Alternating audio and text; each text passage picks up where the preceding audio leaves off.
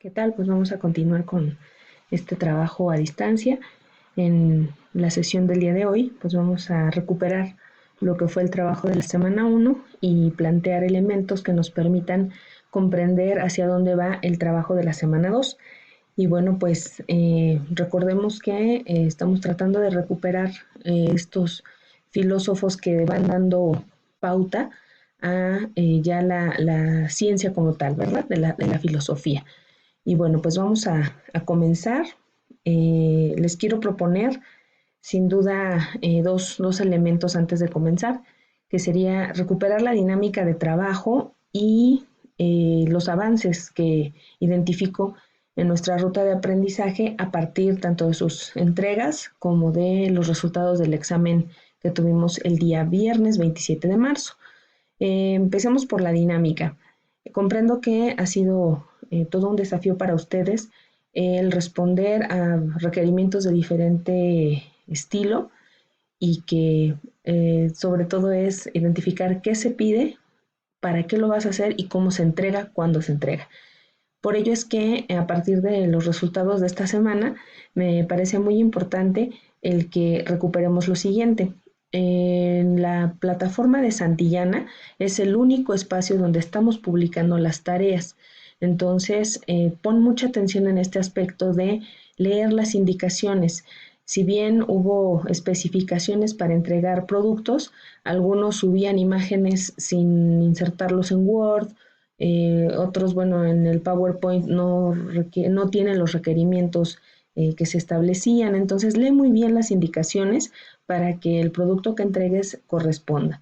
Te comentaba que características como el nombre del archivo es importante porque a mí me agiliza la revisión. Entonces, nuevamente te invito a que nombres los archivos como se indica. En este caso pongo el ejemplo, ¿no? Ana, actividad 5. Entonces, sí, me llamo Juanito, ¿verdad? Entonces pongo Juan, actividad 5, para que cuando yo descargue de la plataforma sepa específicamente a quién corresponde cada evidencia. También otro elemento que es importante cuidar es el tiempo de entrega. Se están publicando las actividades en los horarios clase, entonces martes se publica, tienes toda la semana y el viernes se cierra la plataforma para entrega en tiempo y forma. Si no cumples con esa meta, entonces obviamente se sigue abriendo posibilidad, pero va bajando la calificación. Entonces yo te invito a que te animes para que tus productos sean de mejor calidad y que se entreguen en tiempo y forma. Ahora, el examen, el parcial, digamos, que tuvimos el viernes y el que vendrá el 3 de abril, se contesta en Classroom. Entonces, es lo único que vas a hacer en Classroom. No entregas productos, no haces comentarios para que, bueno, quede libre esa plataforma. Acuérdate que es un plan B, ¿no? Y bueno, invitarte a continuar con el Hangout y así como los correos desde lo institucional. Estoy pendiente, entiendo que puede haber dudas, inquietudes, entonces acuérdate que en los horarios clase es cuando pongo más atención en el estar conectada, ¿no? Entonces, bueno, invitarte a que sigan abiertos esos canales de comunicación. Ahora, vamos a hacer un alto en cuanto a la ruta de aprendizaje.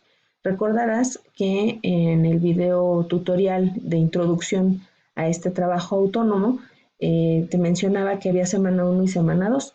Bueno, pues el día de ayer el secretario y subsecretario de salud indicaron que vamos a continuar con esta distancia social hasta el 30 de abril. Entonces, en siguientes publicaciones te voy a dar indicaciones de cómo vamos a seguir trabajando.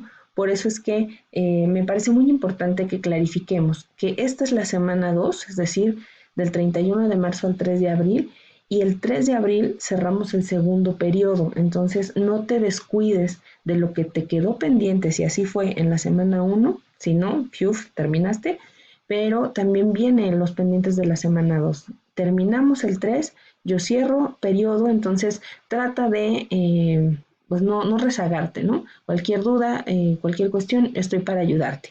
Entonces, el examen, obviamente ya tuviste un primer ejercicio, voy a retroalimentar ahorita los resultados, y el 3 de abril ocurrirá lo mismo, te presentas en Classroom, entregas el examen. Por lo tanto, vamos a plantear que habrá semana 3, semana 4, según cómo se vaya presentando esta situación. Ahora, voy a retroalimentar el examen.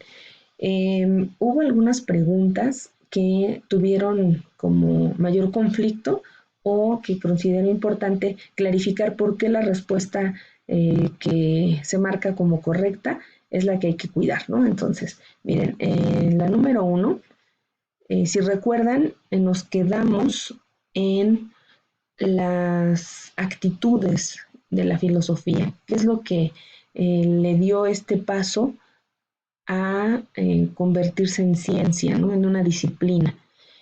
Y recordarán que una de las actitudes, inclusive lo pensamos como en secuencia, ¿no? La primera es el asombro. Entonces, hay que leer con mucho cuidado las preguntas. Entonces, si tú contestas de inmediato, probablemente pudieras saber la respuesta, pero al adelantarte eliges la respuesta que se aleja, ¿no? Entonces, bueno, acuérdate que siempre va a haber solo una respuesta correcta y las demás son distractores. Quiere decir que estoy haciendo bien mi trabajo y te pongo buenos distractores. Entonces, no contestes como por terminar el examen, ¿no? Entonces, voy a hacer este ejercicio. Si bien la primera actitud de la filosofía es el asombro, por eso es que la pregunta dice, ¿qué le permite al individuo la capacidad de asombro? Y evidentemente, para asombrarse, pues obviamente el ser humano necesita aprender a fijar su atención en las situaciones y en los fenómenos que lo rodean. Si no tiene esta capacidad, por eso no se maravilla, no le llama la atención, ¿no? Ese sería como el primer aspecto. Ahora, hay otra pregunta que tenía que ver con qué tenían en común la filosofía y la ciencia. Recordarás que veíamos algunos elementos, ¿no? Entre ellos el objeto, el método, esta cuestión de la relevancia, ¿no? Entonces, ahí no olvides que cuando revisábamos cada uno de ellos y nos centrábamos, por ejemplo, en el objeto de estudio, veíamos que tanto la ciencia como la filosofía tienen por objeto la realidad. Entonces, cada una hace una aproximación específica. En el caso de la disciplina, en el caso de la filosofía es una disciplina que junto con otras, como la ciencia y las religiones, buscan explicar, interpretar, comprender y mejorar el mundo en que vivimos. Entonces, lo demás son medios, son las formas con que se acerca a la realidad. Es decir, cuando declaramos el objeto de estudio, los métodos, preguntas que hacen, alcances y pretensiones, siempre están con base en la realidad. Entonces, ahí se me confundieron. Imagínense, 4 personas contestaron correctamente de 26 que se recibieron, ¿no? Entonces esta fue una de las más complicadas. Ahora, las últimas preguntas, más allá de que identifiques qué filósofo dijo qué cosa, es por qué nos centramos en esos detalles. Entonces, la pregunta 7, que significa arqué, no se concentraba solo en a quién corresponde el término. Si recuerdas, en las preguntas finales había, por ejemplo, quién consideraba que el agua era el principio, ¿no? ¿Quién consideraba que era el aire? Entonces, bueno, quiero hacer este énfasis porque nos permitirá identificar la relevancia de estudiar por lo menos estos 3 filósofos pioneros, ¿no? En este caso, bueno, recordemos que esto pertenece a una escuela que ayudó a transitar entre los pensamientos míticos hacia logos o el conocimiento ya más hacia la ciencia, ¿no? Entonces, bueno, recordemos que el pensamiento cosmológico, que es a los que pertenecen estos 3 filósofos de la escuela Milesia, si bien es un primer intento por generar explicaciones sobre origen y características de la naturaleza, producto de la curiosidad, el interés y la necesidad de contar con conocimientos que permitan comprender, aprender y anticipar situaciones que enfrentamos durante nuestra existencia. Entonces, los seres humanos no dejan de preguntarse el por qué, el cómo y el para qué de las fuerzas y fenómenos presentes en su realidad.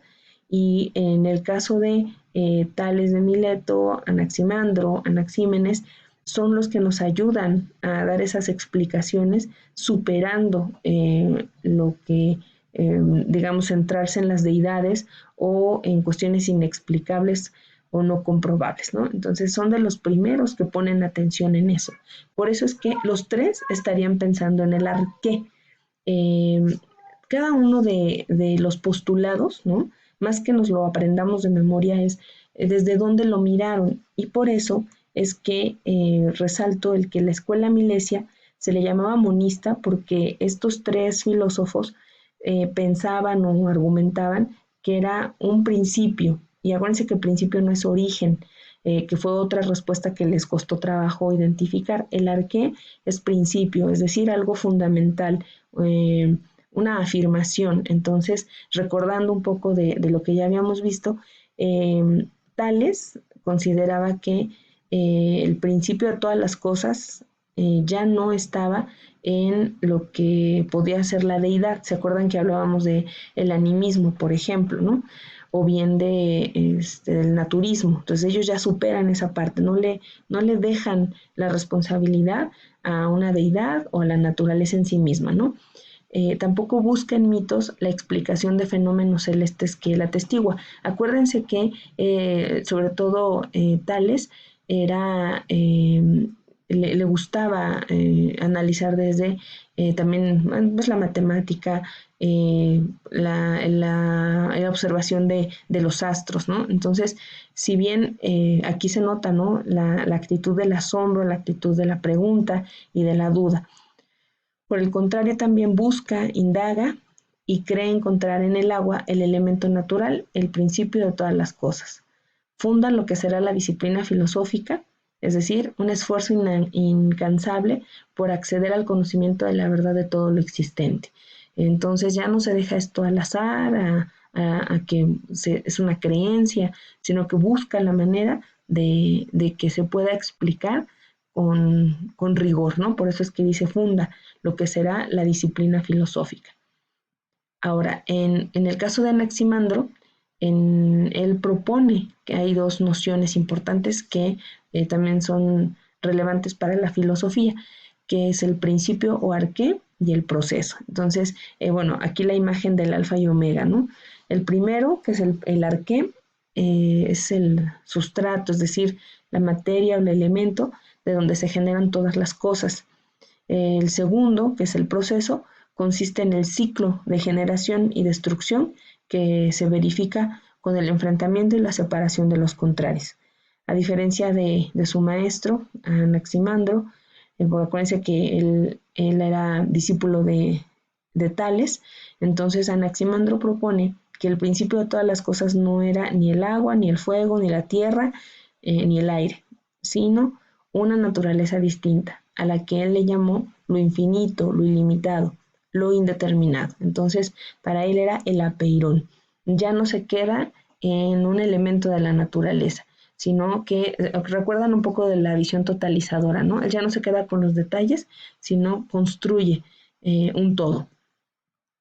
Y bueno, finalmente Anaxímenes, él pues sigue la tradición milesia, él es discípulo de Anaximandro, entonces considera que el principio material o elemental de todas las cosas era el aire, al cual, según lo indica Simplicio, consideraba como infinito.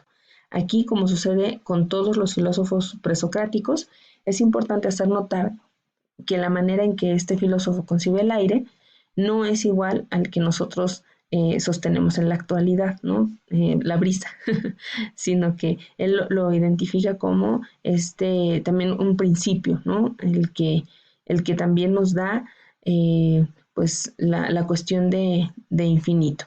Entonces, bueno, espero que esto ayude a reconocer el por qué nombrar o por qué identificar cuál es el principio, cuál es el fundamento. Ahora, hasta aquí estaríamos terminando el pensamiento cosmológico. Vuelvo a recordar esta ruta para que no se pierda sentido, ¿no? Recuerda que estamos identificando los fundamentos de la racionalidad humana